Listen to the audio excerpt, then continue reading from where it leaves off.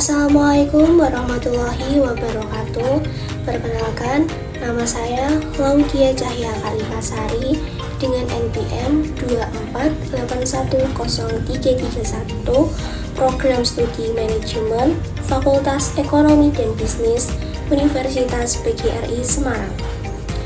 Di sini saya akan membahas tentang indeks harga saham gabungan yang sempat turun di Indonesia saat ini.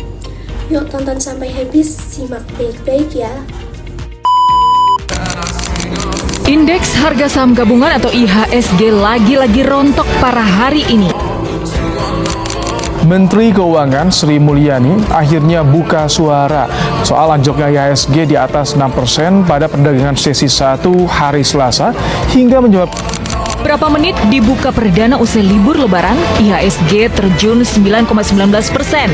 Amblesnya IHSG dipicu.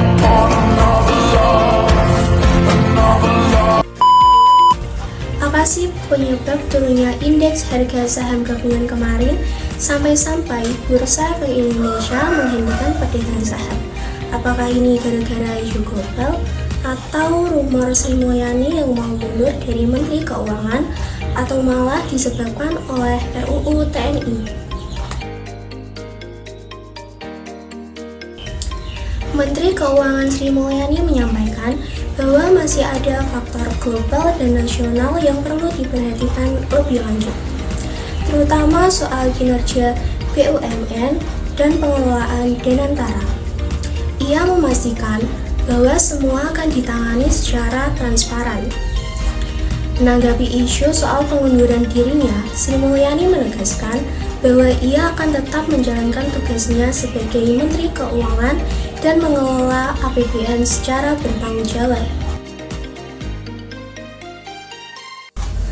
Menurut pihak Bursa Efek Indonesia, turunnya IHSG disebabkan oleh dua faktor, yaitu faktor internal dan eksternal. Dari sisi eksternalnya, salah satu penyebab utamanya adalah kebijakan yang diambil oleh Presiden Amerika Serikat pada saat itu, Donald Trump, termasuk kebijakan perang tarif yang berdampak cukup besar kondisi pasar global. Sementara dari dalam negeri, faktor-faktor seperti stabilitas ekonomi dan sentimen investor juga mempengaruhi pergerakan indeks karena situasi yang belum pasti ini.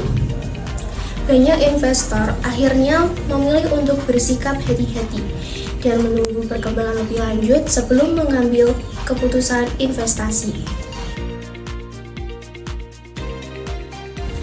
Salah satu penyebabnya adalah isu RUU TNI yang dinilai bisa mengurangi minat investor karena adanya potensi keterlibatan militer di ranah sipil.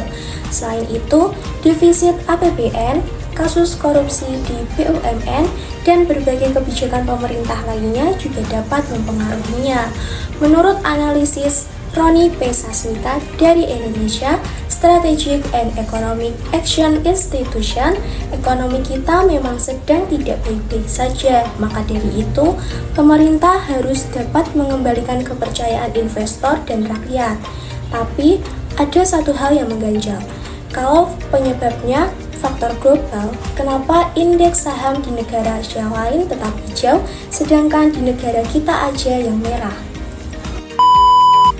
Di sini saya akan membahas tentang pengaruh indeks harga saham gabungan yang turun terhadap stabilitas finansial.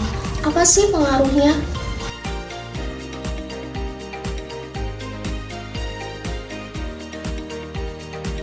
Indeks harga saham gabungan mencerminkan kondisi ekonomi Indonesia pada saat ini.